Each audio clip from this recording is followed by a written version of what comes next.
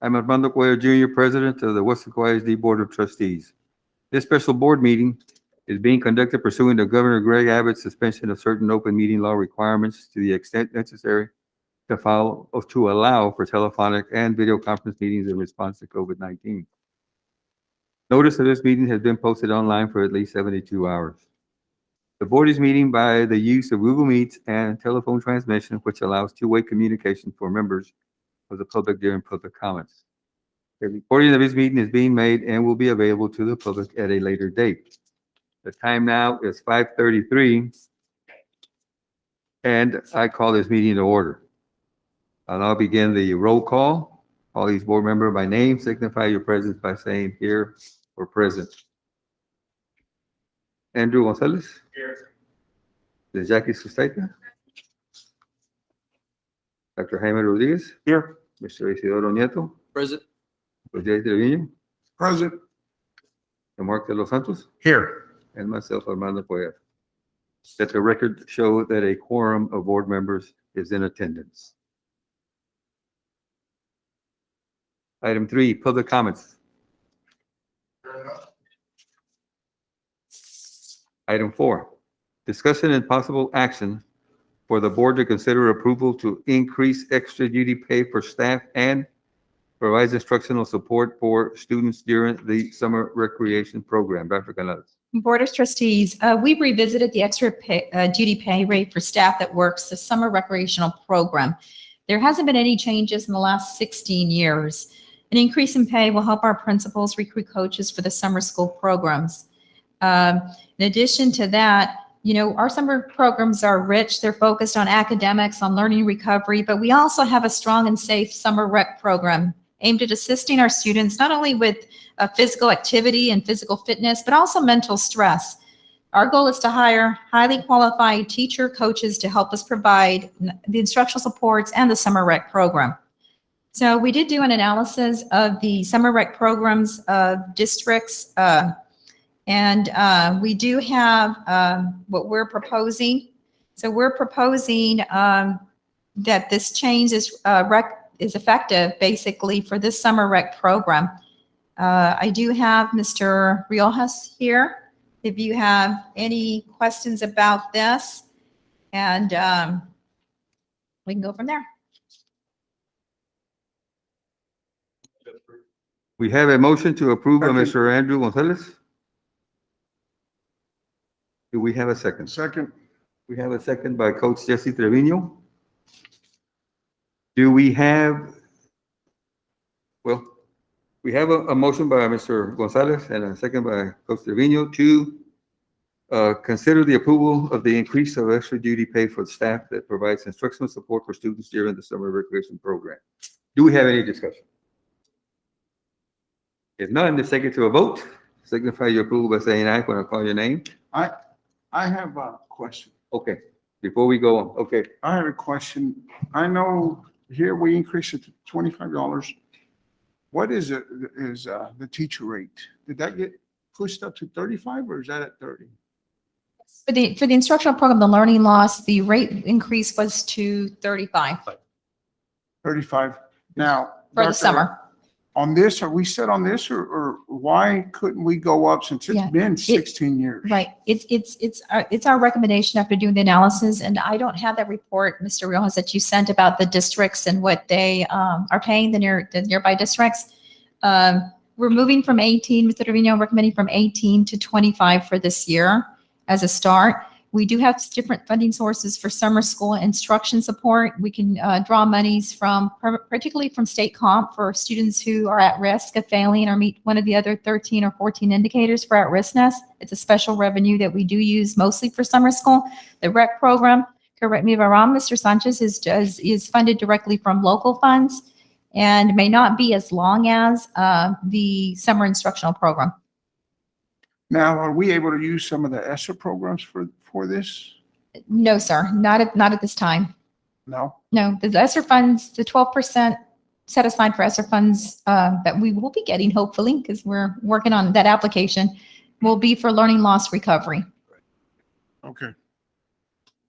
Nope, satisfy your, Yes. okay. So let's go back to Taking it to a vote. Mr. Gonzalez? Aye. Mrs. Saita? Aye. Dr. Jaime? Aye. Nieto? Aye. Jose Trevino? Aye. And Mr. Los Santos? Aye. Motion carries. Item 5, discussion and possible action for the board to rescind the authorization of administration to solicit proposals for the administration of the district's self-funded employee benefit program for fiscal year 2021-2022. Dr. Canales. Board of Trustees, Mr. Los Santos and Mr. Gonzalez requested this item to be placed on the agenda for us to rescind the authorization to go out for proposals. Our staff has done some more work on this, and we have some new information to present to the Board of Trustees and another item. Okay, so at this time, we would ask for Mr. Los Santos to I make a motion to rescind? to rescind the motion to go out for proposals. Yes. And do we follow that with a second? Second. Second by Mr. Gonzalez. Is there any discussion? If not, the motion, I did want to just clarify, we're rescinding the ASO portion only. We're still, because of the increase in the stop loss and some of the other issues, it's only the ASO portion. okay. So for the stop loss, No, the ASO, right? okay. Mr. Los Santos is asked to rescind that motion. Right. And Mr. Gonzalez will second it. Do we have any discussion? Okay, let's take it to a vote on the motion to rescind. Mr. Gonzalez? Aye. Mrs. Saita? Aye. Dr. Rodriguez? Aye. Nieto? Aye. Jose Trevino? Aye. And Mr. Los Santos? Aye. Okay, the motion carries to rescind. Now, item 6. Discussion and possible action for the board to consider renewal of the Blue Cross and Blue Shield's proposal to administer the district's self-funded employee benefit program for the fiscal year 2021-2022. Dr. Canales. Board of Trustees, at the time that you took the action to solicit proposals, the district had not received the renewal with adequate time to conduct a formal evaluation of the proposal. Additionally, there were some contractual issues that we wanted to work on. But after additional review, the medical and renewal offer is acceptable to the district. Based on a rolling 12-month average, Blue Cross Blue Shield is projecting medical claims to be about $11,117,000, which is slightly higher than current year's projected claims of $11,088,000 plus for the 2020-2021 school year. So based on the current offer for medical ASO only, administration is recommending the approval of the Blue Cross Blue Shield renewal. Motion approved. We have a Second. motion to approve by Mr. De Los Santos and a second by Mr. Gonzalez. Okay, we have the motion by Mr. Los Santos, second by Mr. Gonzalez to consider the renewal of the Blue Cross Blue Shield proposal to administer the district's self-funded employee benefit program for fiscal year 2021-2022. Do we have any discussion? Yes, Mr. Sepulveda. I just want to confirm, obviously, we went out for the RFP based on language. Has that been taken care of? I do believe so. You can ask, Okay, De so La I just, Rosa. for the record, so that people know, this is why Mr. De Los Santos and I asked for the previous item to be back so that we could keep Blue Cross because they came to terms Yes, they with our did. terms. Okay, Yes. thank you, sir. You're welcome. Okay, We're talking about clarity and we're on that topic. I just want to make it very clear to the community and to whoever's listening to this meeting. We heard a lot of the new board wants to get rid of Blue Cross Blue Shield. The new board wants to go out for proposals. I don't know what that was about, but I don't want to come out and say I'm very upset or I don't know what's being planted. But the reason why we said, okay, let's go out for proposals was because we trust in our administration and the cabinet. Now, if people weren't happy about going out for proposals, we weren't aware of that. And I just want to make it very clear that this came not from the new board, as has been said, but because we thought, as what we were told, that this would be beneficial to our district. So just wanted to make that clear to everybody. And that's good point, Mr. Stichler, because we all voted for. correct? And Yes, sir. once we had a better understanding of what exactly was going on, it was addressed, it was taken care of, and that's why we're here today. Because we want to ensure that our staff, our employees are taken care of with everything that they need, with their insurance. And I even asked the question, in spite of, because we know things go up. That's just the way things are. Cost of living. That our employees don't have to come up with anything more than they're already paying out of their pocket. So Mr. La Rosa and I talked about this, and he says, we can't guarantee anything, but if anything, it will be minimal. It is safe to say that if anything, or am I out of order with that? Okay. What is the amount that the staff has to pay currently under this new, old proposal? Employee. Right now they're paying $28. 28. So if it goes up, it'll be very minimal. Hopefully. Good evening. At this point, there are no plans to increase employee contributions. Okay. At least for this coming plan year. We'll have to see year by year how it goes. But at this time, there's no plans to increase employee contributions. Okay, good. Thank you. Thank you. Thank you, sir. Any further discussion? Yeah, I'd just like to say that, like I said, like Ms. Usaita was saying, is that it's very important because this is a very important topic because this is a service that belongs to our employees. And I know that there was a lot of outreach. I think everybody expressed that. All board members got outreach after we had voted, according to administrative recommendations based off of, items that were considered deal breakers.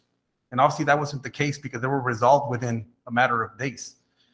And like I said, I just wanted to put it out there that when things come to the board, it's our job, because I understand that some people say, well, there's a lot, some of the members ask, you ask too many questions, or, dig is the word a lot, but that's our job. Our job as a school board is to represent the community, and part of the community is our staff as well. And so that's going to happen every single time something comes across the table. And that's what we did in this situation. And it was able to get resolved within a timely manner. And now we're able to move forward and provide good product to our staff. But we need to make sure that every time we have something like as critical as this, is that we try everything we can to mediate it, especially with the timeline. I'm not happy with the timeline. I've already said that publicly. Where, I was told in December in our workshop that this was going to get done at the end of March and April, and then it got brought to the table in May.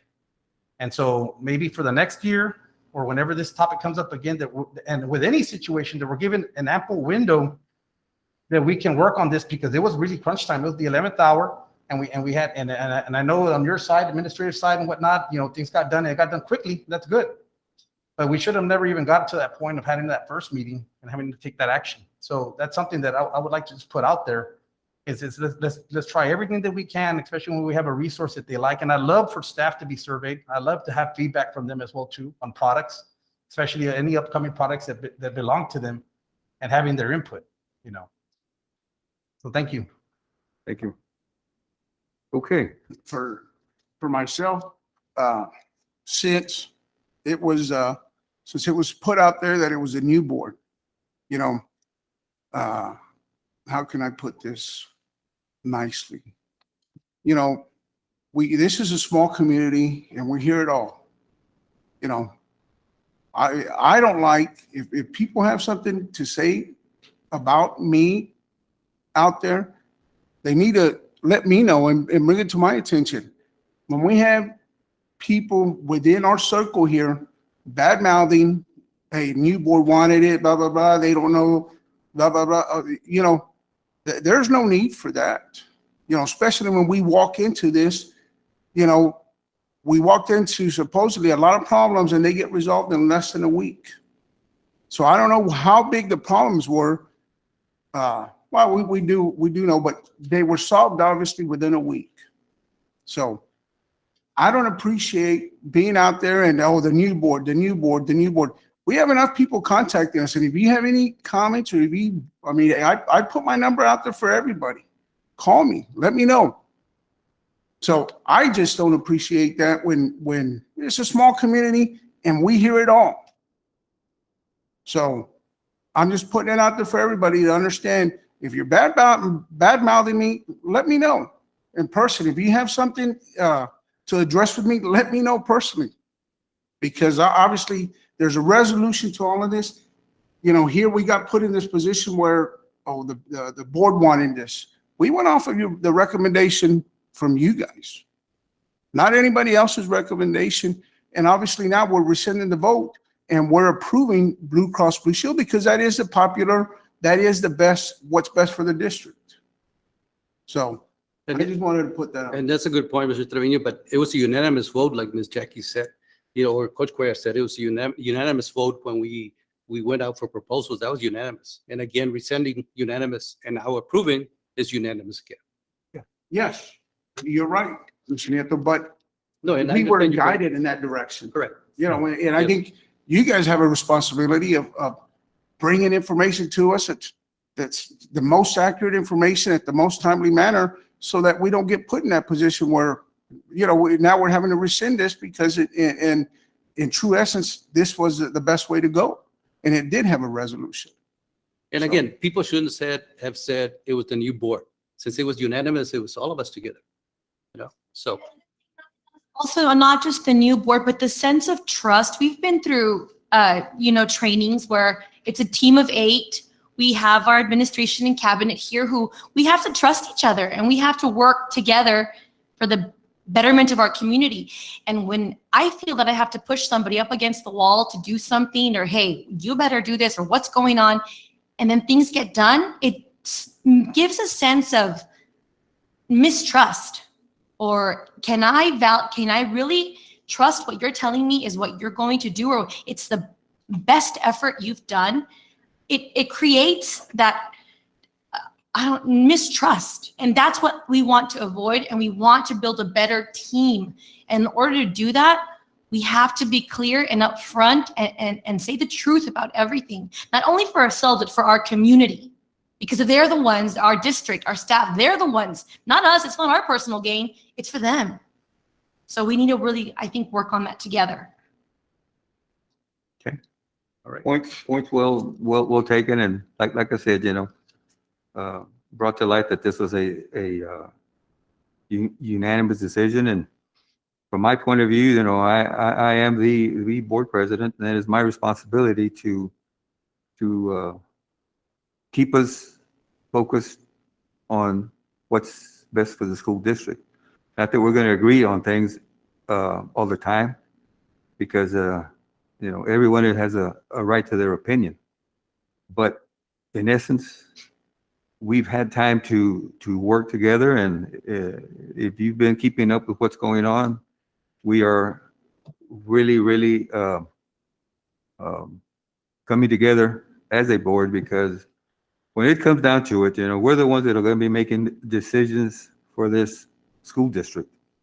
And I don't believe that anyone here is going to do anything that is not in the best interest of the school district. And I said in a board training that something we use in the locker room of, if you were in a situation where somebody had to hold on to a rope and you're at the end of that rope, do you trust anyone in this board with that rope? And I said, yes. I think when it comes to it, when you put everything into perspective, anyone here is going to come to the aid of anybody here when it really matters. So I really believe in everyone here. I know that we're going to continue to do what's best for this school district, and whatever anybody thinks out there, this is not a new board. This is a board with Dr. Canales that makes a team of 8, and we're going to work very hard to keep that in perspective. So with that being said,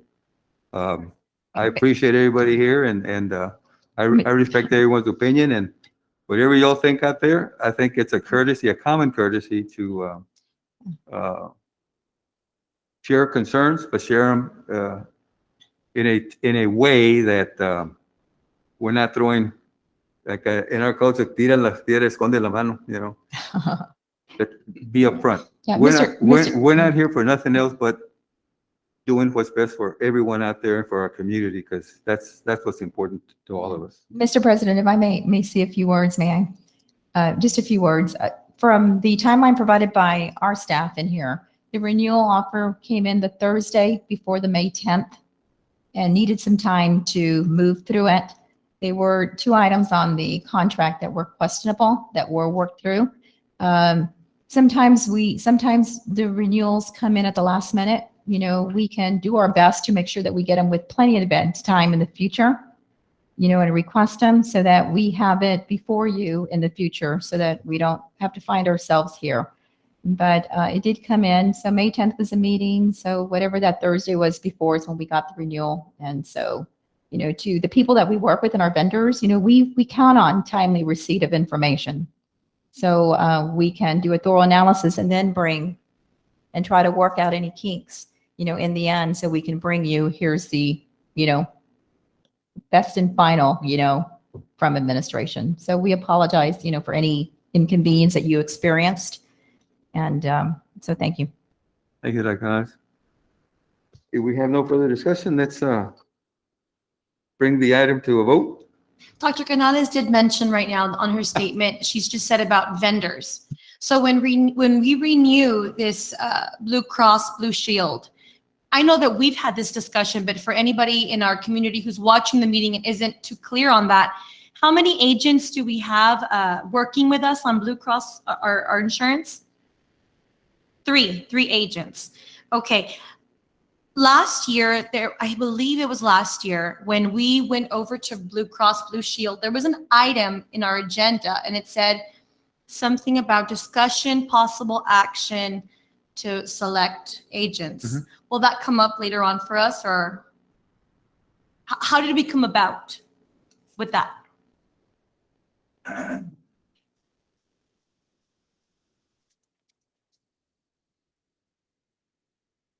We just want to make the community aware. And Is this clear. something that we can discuss? Okay. That item was brought on by members of the board. I'd have to go back and check the minutes to see who actually put that item on the agenda, but similar to the way Mr. Dos Santos, Mr. Gonzalez put the rescind item on the agenda in the same manner. Some time ago, there was an item put on by board members to name these agents. Okay, yeah, but the question wasn't who. It was just that item was on the agenda and it's not here today on this No, one as we you're- renew Blue Cross. You're renewing everything.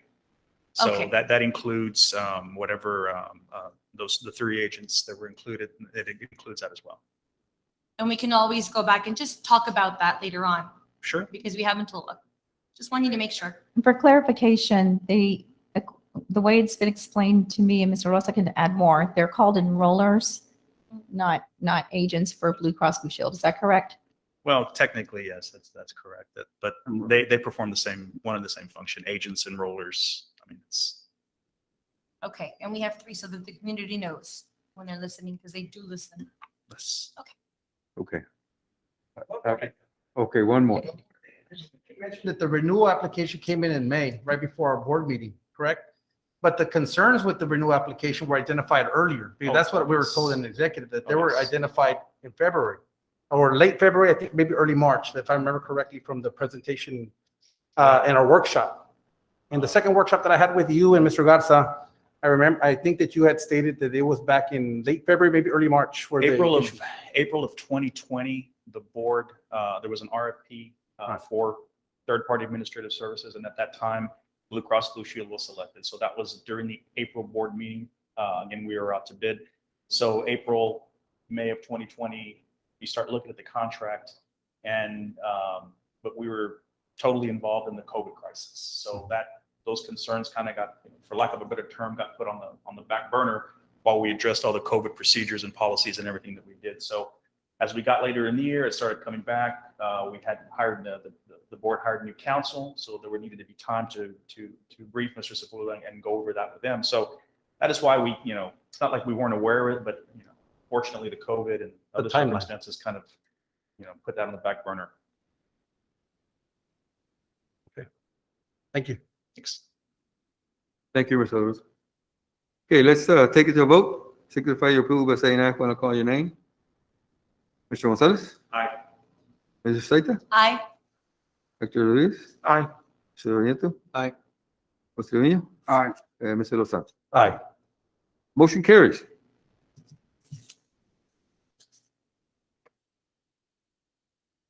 Item 7, discussion and possible action on local clinic partnerships, Rio Grande Valley Vax, Curative Local Pharmacies, for the vaccination of children 12 years and over to be provided on district property and/or other sites. Dr. Canales. Board of Trustees, as we prepare for the new school year and we look at information regarding COVID-19, the Food and Drug Administration has authorized Pfizer their vaccine for children 12 to 15 years old, enabling millions more of Americans, including children that age in our community, to be immunized.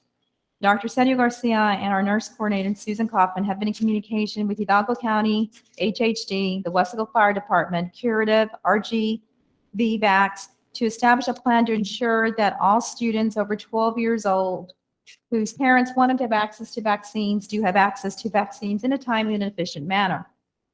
So what we'd like to do is, I'm asking the board to delegate the authority to me to execute contracts with local clinic partnerships so that we don't have to wait for another board meeting in an effort to provide our parents access to vaccination clinics for their children. Any contract, any MOU, interlocal agreement with anybody who says we can offer this service to your community will be reviewed by legal counsel prior to me signing it. So Mrs. Saita had requested this item. Mr. Trevino, when I talked to him, had also. It's something good. It will save us time. And again, anything that I sign will be reviewed by legal counsel, Mr. Sepulveda. So I'm recommending that you approve this. I'll move to approve. I Okay, second. we have Dr. Rodriguez. Motion and a second by Mrs. Saita. Okay, to take action on the local clinic partnerships with RGV Vax, Curative Local Pharmacies, for the vaccination of children 12 years and over to be provided on the district property and other sites. Any discussion? Curative, isn't Curative the testing center? Don't they only test? Isn't that the one that's parked over there in front of the high They school? are. That's the one that we got to put the wall back for testing. For the PCR test. Right. Yes. So they'll be giving vaccines now. also. Yes. They've approached us, about vaccines as well, sir. But all these services are free. They don't cost the district anything. With Curative, Mr. Gilroy, can you explain how Curative works with the vaccines?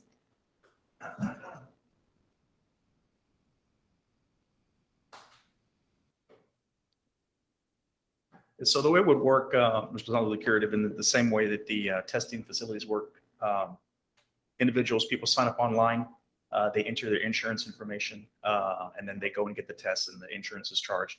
Whatever form of payment that the individual has, whether it be insurance, Medicare, Medicaid, and if they don't have any of those, then it is billed to the federal government. But nobody ever gets a direct bill, for the cost of the vaccine. And I haven't seen the other contract, but they all operate the same way. Okay. CVS, Walgreens, it's the same thing. Okay. Well, they'll bill the insurance. Right. No bill as of right now. Mr. De La Rosa. Yes, sir. Now, I know you said online, will we have something on our website where parents can go on to either the companies to do it? I did the initial work with the contracting, but Dr. Garcia's team has taken over that, so he'll be handling the Okay, the just public, so the we public can information side. let our parents know that they can go visit our website. I went through the Walgreens once to take my oldest, and it was pretty quick. We were in and out within 30 minutes, but just make it available to our parents, please. A lot of companies, Walgreens, CVS, there's more and more players, so it's fairly simple to get it. To add to that, we do have a survey. We're surveying all our parents. It looks like it's a long survey, but we promise our parents it's not long. It's, are you interested? Will you bring them? What school does your child go to? And then there's several, like in case you have more than one child, so you can answer for every single one of them. And Dr. Garcia and Ms. Kaufman have already met with Mr. Robledo to talk about the communications and putting the information out there about what's being offered and when, so that every single parent who wants their child to take advantage of this opportunity has the information that's needed. Attack here, but I'm trying to hold myself. The reason why, let me give you a little bit of background, why I asked for this to be on the agenda tonight, because as you know, Mr. De La Rosa, the community reaches out to us as school board members. We're the bridge between the community and the district. RGV Vax is one of them, who's part of our community locally, free vaccines. And I know they were trying to reach out to set something up because they already did with the city of Weslaco. And they were interested with Weslaco ISD, said, hey, we want to set something up with you guys.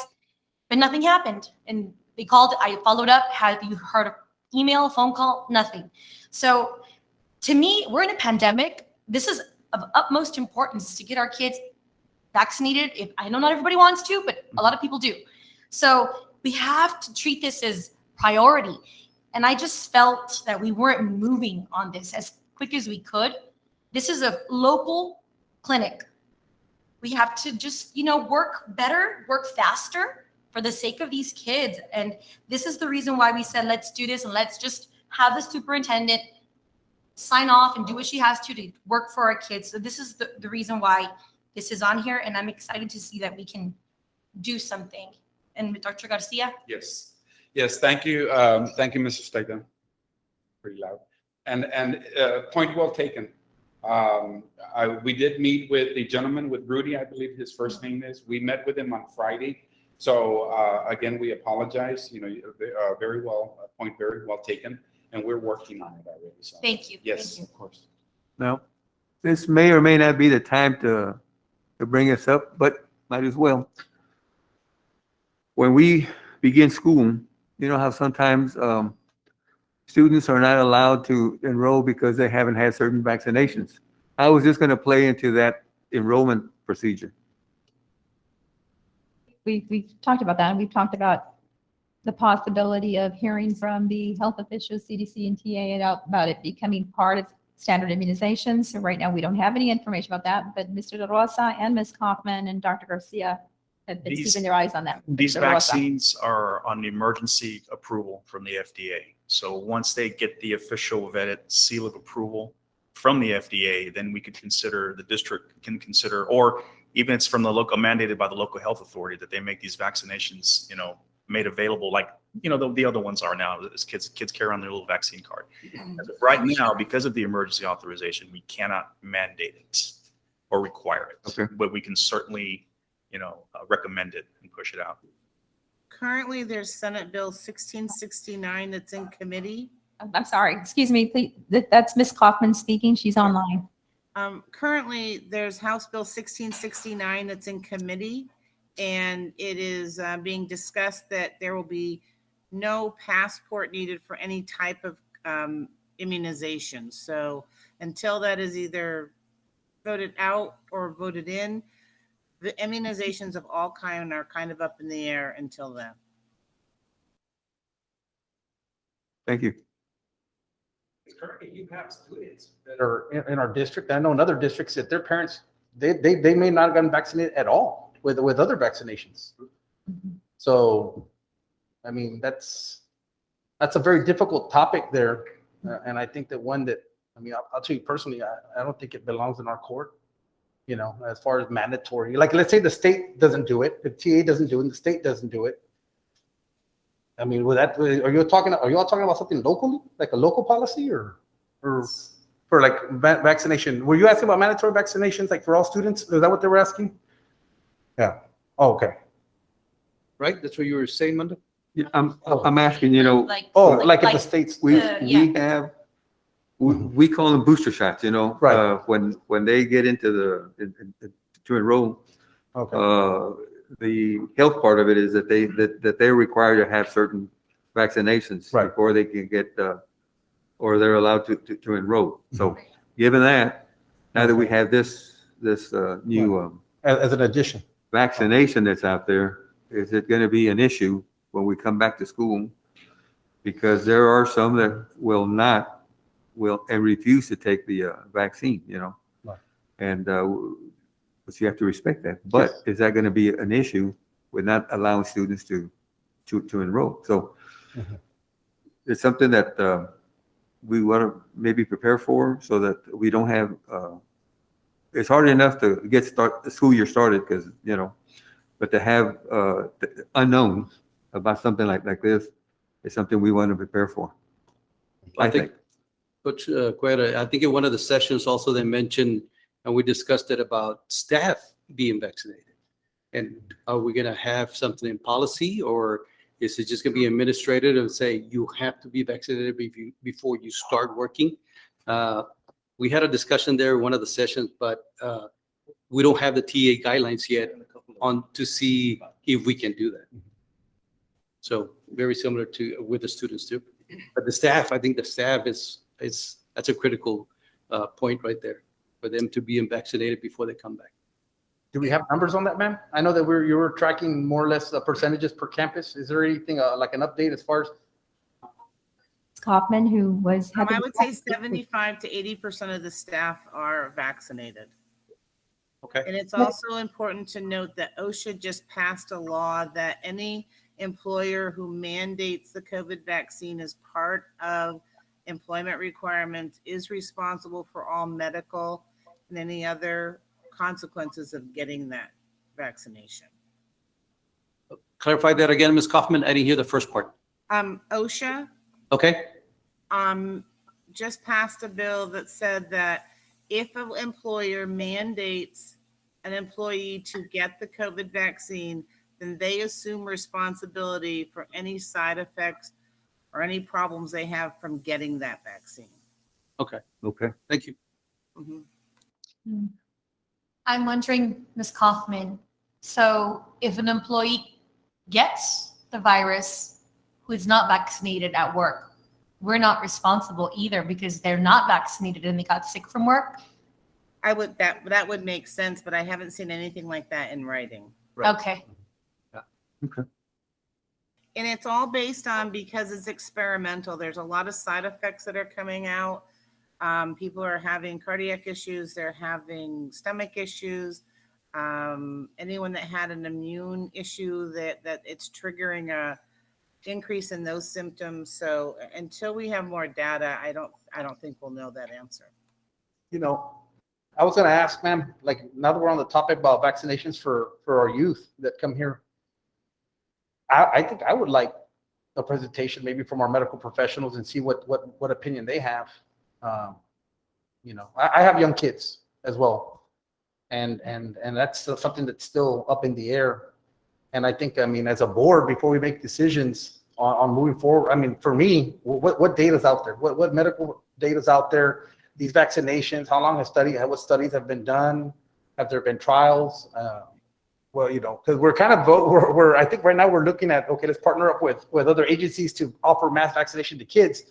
But I honestly don't have any medical data or haven't looked at it or haven't found any that shows studies and effects. And like Scottman just said right now, we're seeing some issues in some people that are adults. And I wonder, is there any information out there for youth? To date, no. It's interesting. RGV Vax did a vaccine clinic with us last Tuesday, and they only had 165 students show up. I think that everyone's a little leery and not understanding it. I reviewed the CDC, and they are convinced it's safe and that readily available and that children can get it. When Dr. Oak spoke to the town hall meeting, she recommended that people with children who have compromised immune systems get it. She never mentioned anything about healthy children. Her take is that healthy children do well. They're not super spreaders. But she probably would, if anyone could provide the data for it, we would go to her for that. Now that you say that they had it last week, I wasn't even aware of that. So I'm thinking if we are going to partner up with these people, the way we get the information out to parents is really important. For example, I know I get phone calls all the time from the school system, the phone call system. That would be a great way. I know you guys use Facebook sometimes to put the events on there. I don't know what other ways we can get the information out there, because not everybody has Facebook, not everybody answers their phone. We want to do the best possible job we can to get the information out there, because knowledge, the more they know, the more I think it's not so much that they don't want to. It's, I didn't even know what's happening. I didn't even know they were offering the clinic. You know, getting the word out. last week we had it on our website. The city had it on their website. What we were going to do if we do partner with when we do partner with other people is we're going to do phone calls so we can do a blast. Like you said, a lot of people don't look on Facebook, don't have certain things, but most everyone has a phone, and we'll do emails also. I'm going to say, Mr. Staito, that probably one of the reasons why we had low numbers was because the information didn't get out there as much. So one of the things that we talked about on Friday when we met with RGB Vax is using different ways of promoting it. For example, I've been telling the campuses we need to start promoting it also on the marquees. So Yeah.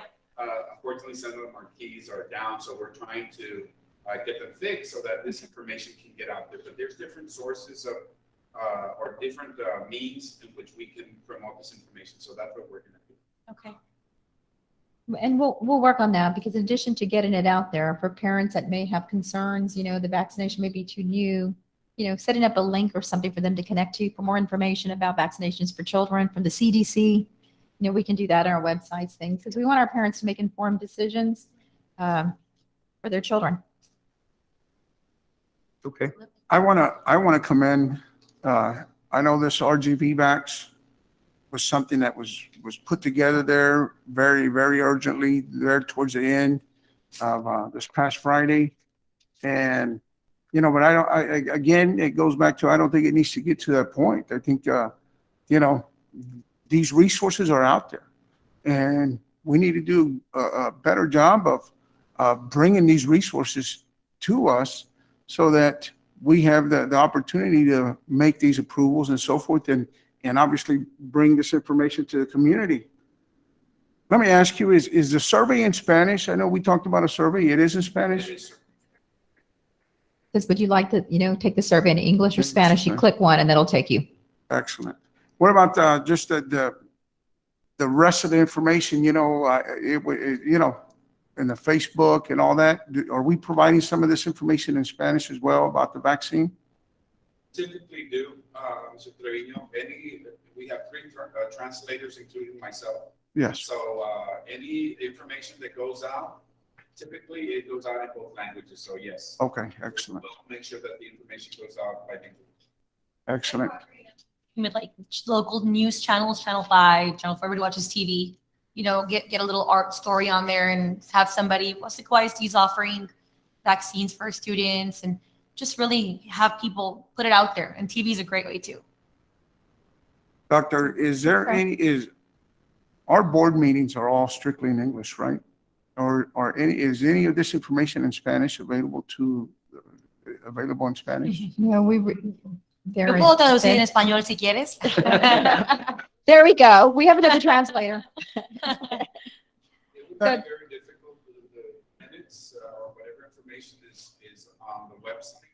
It's not very difficult to translate into it. Now there's a lot of ways to translate it. Yeah, it would be a challenge to, if our board meetings are long, every single word to be translated. But if we had to, like, we do the minutes, but it's after the fact, and then you approve the minutes, then we can put them out, just in case there were something in the minutes that is unclear, then we can put them out, but it would be after, after the fact. So, but maybe we could identify important points, from board meetings that we need to use social media to communicate to our entire community or different segments and say, these need to do some little bullets and some little highlights, on whatever we're going to use, and include it also in Spanish because they're that important. Yes. We can work on many something of like our that. community members, still only speak Spanish. So I think that would be something worth looking into. Good point. All right. Are we ready? Okay. Let's take it to a vote. Signify your approval by saying aye when I call your name. Mr. Gonzalez? Aye. Mrs. Susaita? Aye. Mr. Jaime Rodriguez? Aye. Mr. Nieto? Aye. Jose Villa? Aye. Mr. Lozano? Aye. Motion carries. Item 8, closed meeting to discuss A, personnel matters, Texas Government Code 551.074. 1, employment of personnel, certified professional or non-contractual personnel. 2, resignations. 3, deliberation regarding the appointments, employment, evaluation, reassignments, duties, discipline, or dismissal of a public officer or employee. Texas Government Code 551.074 and 551.071. B, consultation with attorney regarding A, pending or contemplated litigation, B, a settlement offer, or C, a matter in which the duty of the attorney to the Weslaco ISD under the Texas Disciplinary Rules of Professional Conduct of the State Bar of Texas clearly conflicts with Chapter 551 of the Texas Government Code 551.074. The time now is 6:18, and we will go into closed session.